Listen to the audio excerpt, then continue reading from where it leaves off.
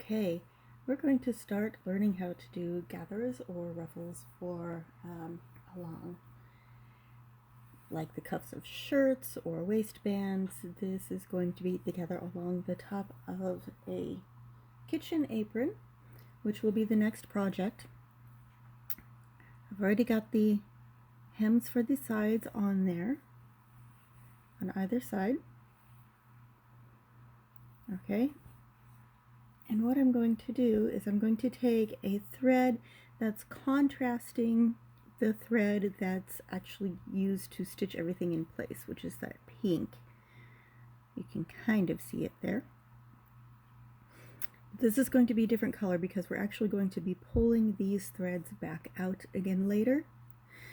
There are two ways to go about pulling together gathers. The first way is not as precise, but it's easier, doesn't take as long, and that's just to go through with one band of stitching and then pull together and then pin and stitch in place. What I'm going to show you is the second way. It offers more precise and much neater gathering, and to do this you actually make two lines of straight stitching with a gap in between them. So one would be, say, here, and one would be here. And you try to put the stitches at the same place, or approximately the same place, in the fabric. And what I mean by that is if my first stitch is here and second is here, and this is all just straight stitches. So these are my first couple of stitches. I'm making them wide because they don't have to be teeny tiny and frilly, and I don't want them to be for this particular project. So you can see where the first few stitches are there. So the second row of stitches down here, I would try to line up as well as I could with the ones that are in that first row.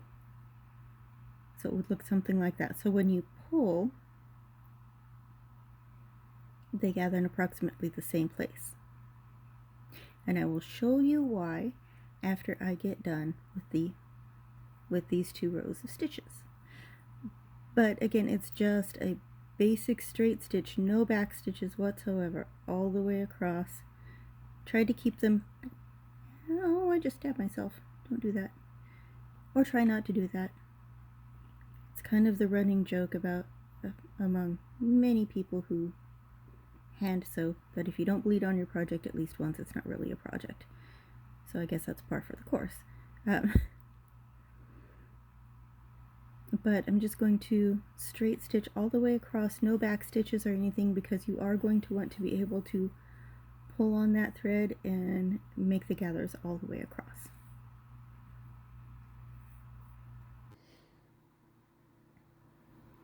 Now that you've got these two lines of stitches in place, it's time to pin the fabric in place and draw the gathers so that they fit onto whatever you're going to be stitching them onto. Most commercial patterns have marks on the patterns themselves where you match up like the center point or certain parts of the gathering with those points so that everything is fitted correctly and evenly. Since this is a free form pattern that we're doing just off of my body because I'm the one that it's for, we're going to have to actually make those markings ourselves. And the only one that we actually really have to do is the center point. And to do that, we just fold it in half, match up the edges, and then where the fold is on the other side,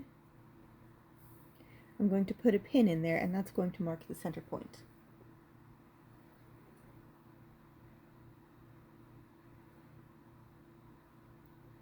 Like so.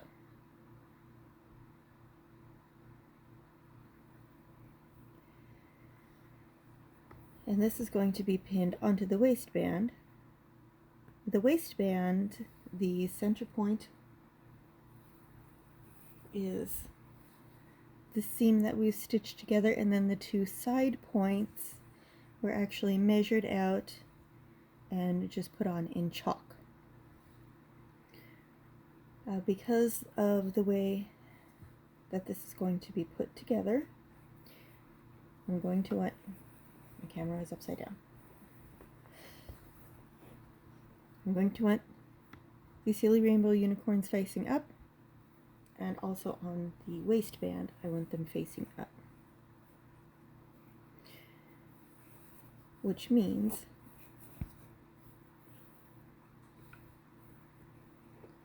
that this is going to be tucked underneath, and the other side is going to be tucked underneath, and the whole thing is going to be folded over in half. I'm going to actually want to start with the way that I'm constructing this waistband, by putting the wrong side of the main piece of fabric to the right side of the back of the waistband, so that if you're looking at it this way, the unicorns are right side up on the waistband, and also right side up on the main fabric. And I'm going to pin the center point in place right where that marking was.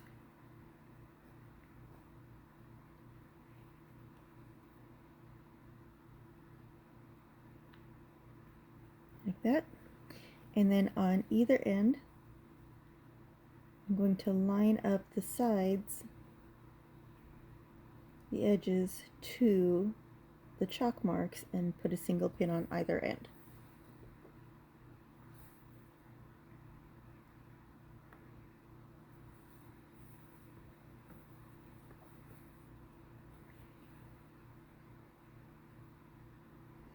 Now it's important on this end, because this is where the threads come out that I'm going to be pulling, that I keep those threads out of the way.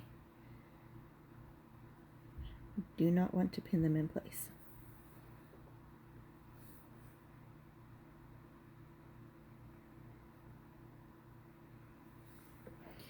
And then you've got this whole big floppy thing that's going to need to fit into here. So what you do is you take the threads, the loose threads, pull them off to the side,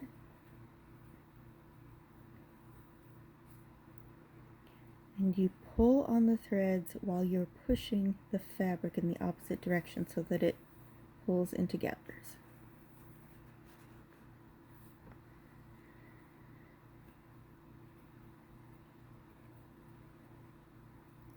And then you push it down the fabric, because you do not want to break these threads. And then push it across into the other half.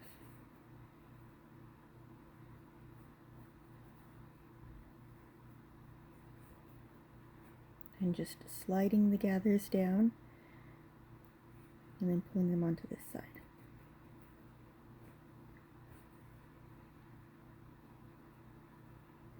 And you're going to want to gather it until the length of the gathered fabric is the same as the length of the plain fabric, not gathered fabric. And once you reach that point, match up the edges of the gathered fabric and flat fabric.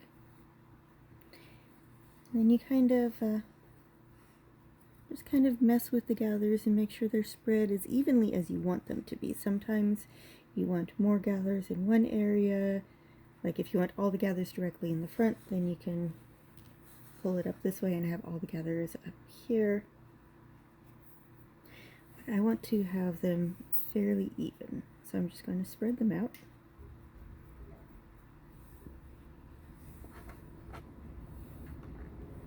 And once they look about like I want them to,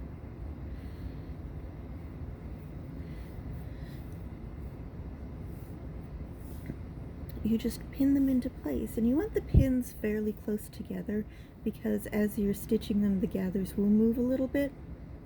So you're going to use a fair number of pins.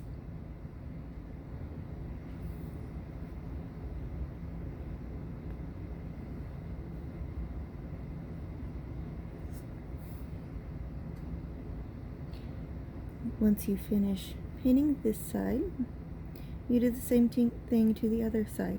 And if you have multiple points,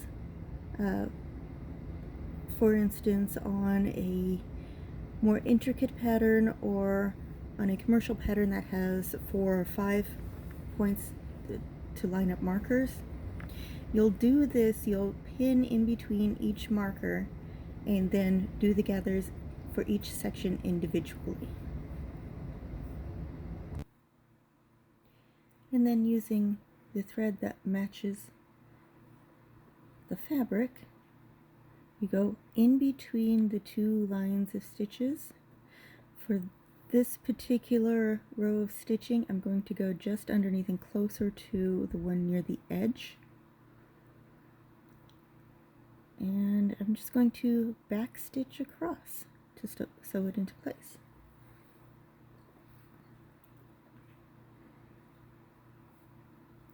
So if you thread your needle with both ends of the thread and a loop,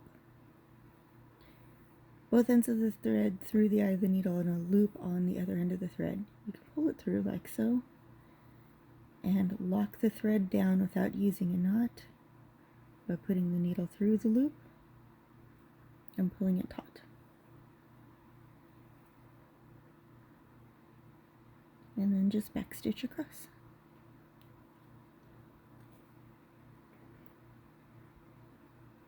It's a little tight right here because this has the hem stitch, so there's multiple layers of fabric here that I'm going through.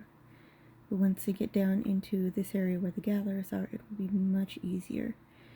And if you use small back stitches, it will help keep the gathers in place better.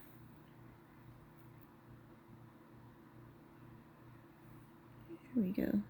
Now we should be able to move more quickly.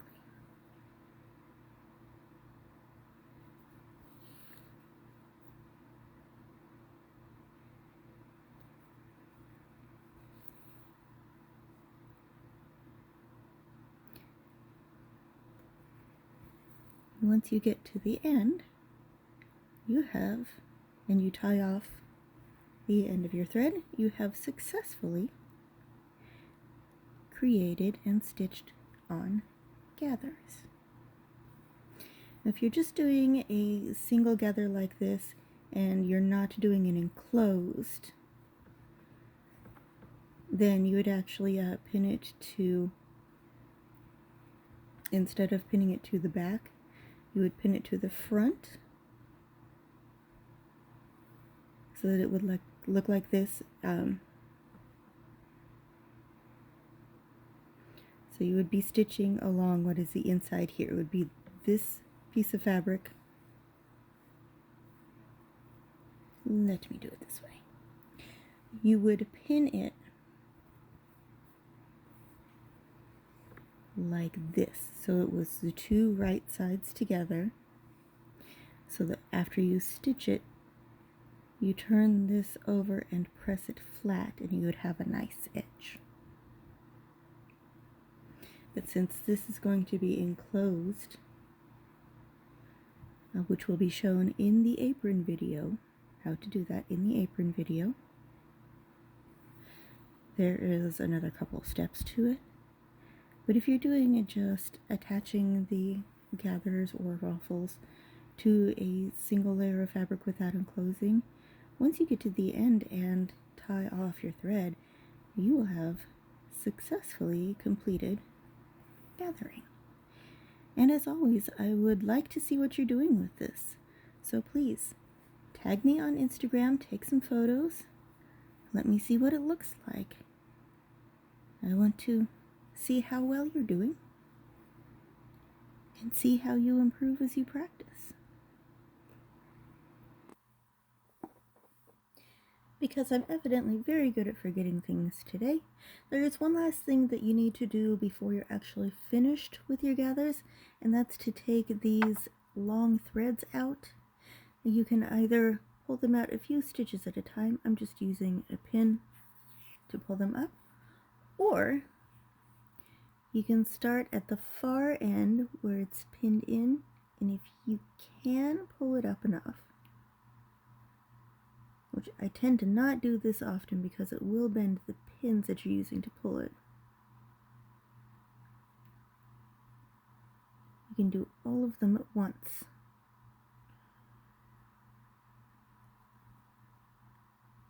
There you are.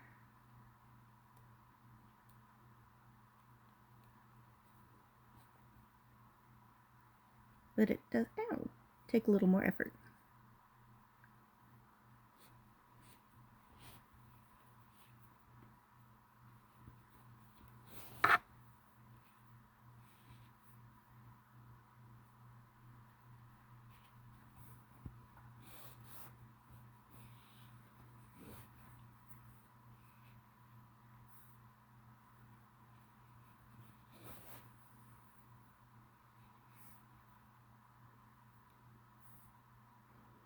I am going to be leaving the other one in there because this is part of the apron project and it will need to stay in until I finish putting the waistband on, just to keep everything in place. But that is the last step for the gathers.